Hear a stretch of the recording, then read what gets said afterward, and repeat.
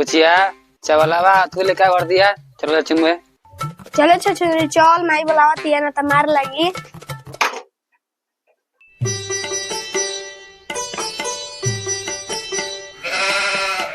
अरे मैं जल्दी जल्दी करी घर के आफत हो गिल बिया। एक जल्दी से शादी करके हटा दे का वजह से हमर 2 गो रोटी कम पड़ता टे।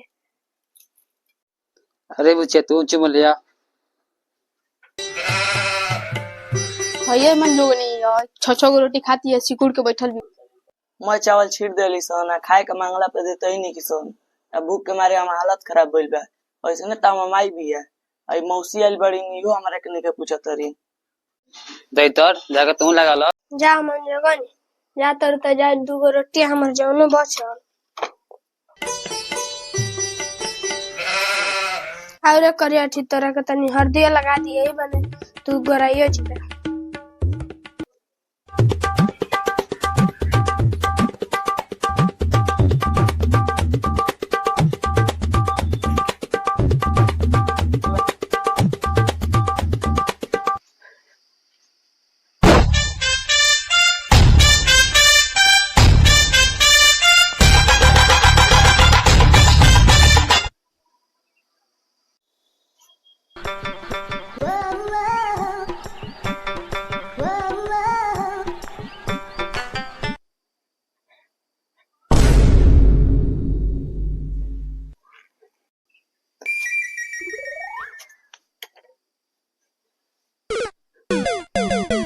जी मगदास का हलवा मजा बा न।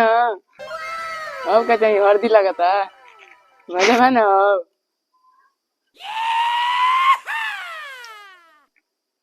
तनी हंसी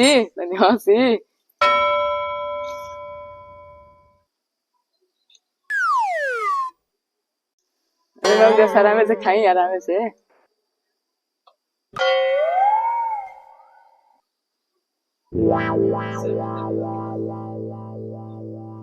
तो सारा बाजारी में जाता पूछ दो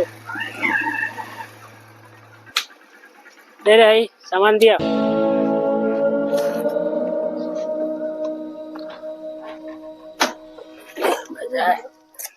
बाजारी में जाते इतना टाइम लग जाता। सामानो तो महंगे ना बा वही तरे। अरे लूट गलियन सही साला का करबो चलो देखो वही में। जी बाबूजी तने बबुआ के हल्दी लगा दी। चले छुटका चल हल्दी उल्दी लगा दिया जाई तो जीवन एगो बीमारी आ गई बनाए में हल्दी लगाओ। ले रे साला तोरो के हल्दी लगाई देते नहीं। तो बियाह शादी कर दी अपन जाके बकरी चरा बाबू। का दिया करबे भइयो ले हमू लगा देते न त कहि के बाबूजी हमर बियाह से खुशे नहीं खल।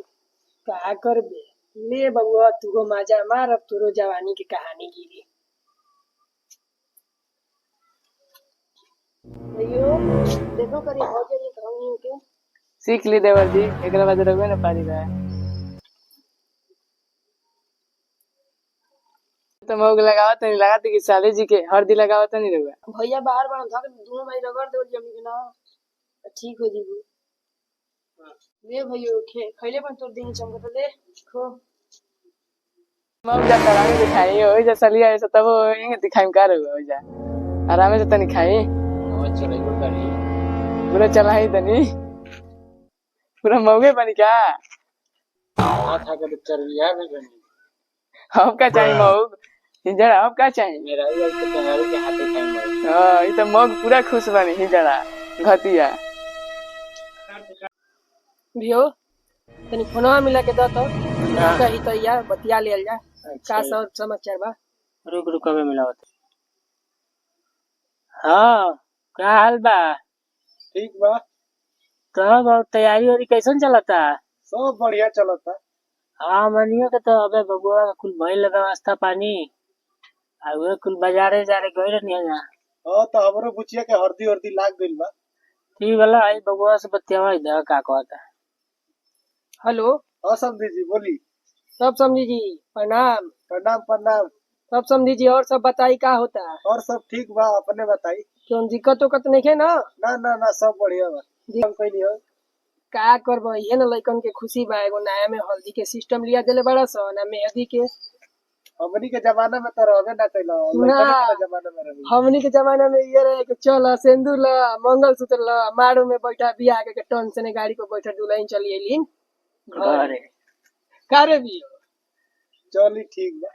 ले भी सर समाचार पूछ दे पहले हम आवत नहीं होने से अब देखिए अंदर ठीक बा संजू जी जब अपन अपन कारण तैयारी कर जा हमनियों के अपन टाइम से आ जाई काल। ठीक बा ठीक बा। ठीक बा तब रखत है। ओके भौजी भौजी का रे तनी भौजी से बात करा देना मन करता क्या मन करता है? ए साला कल बारात जेबे कि ना जेबे तो रह दे का बैल पड़े जाके वही देख लिए बतिया लिए। देखे का मन करता है। अरे साला ब्याह तोर होता कि ओकर होता है? काल से आ जाई भौजी जोर करे कोई करिए अभी चैन से जो घर के काम देख। ना भौजी से बात करी बहुत जा जाके सिलेंडर लिया लिया। चल सर चल सब बबुआ के पहचान कर दी जाए रात जा में वेट होई।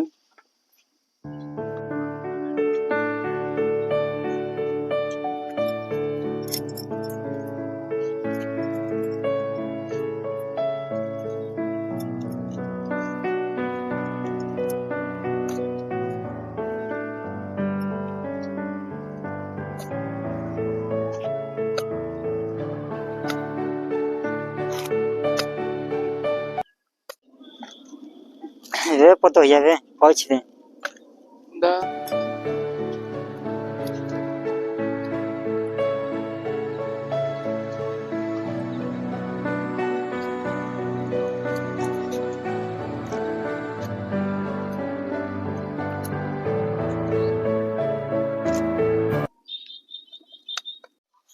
जो से इतना कुछ सामान आई अपनी बबुआ खातिर के बिठा दी हूं बबुआ खातिर इतना कुछ सामान आई बा।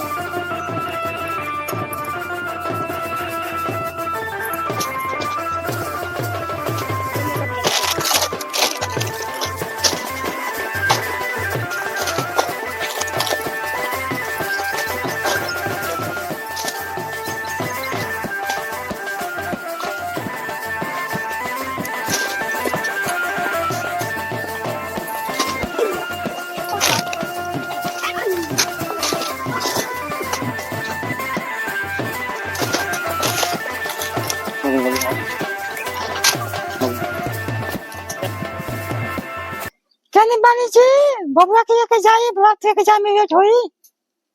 ठीक बा ई गड़िया में आदमियन के सेट कर लेल जा हित मेहमान जे आइल बा ओकर बाद जाते बानी जब बस निकल हई त बानी जा बैठा बैठा लो चलो लो गाड़ी में बैठा लो।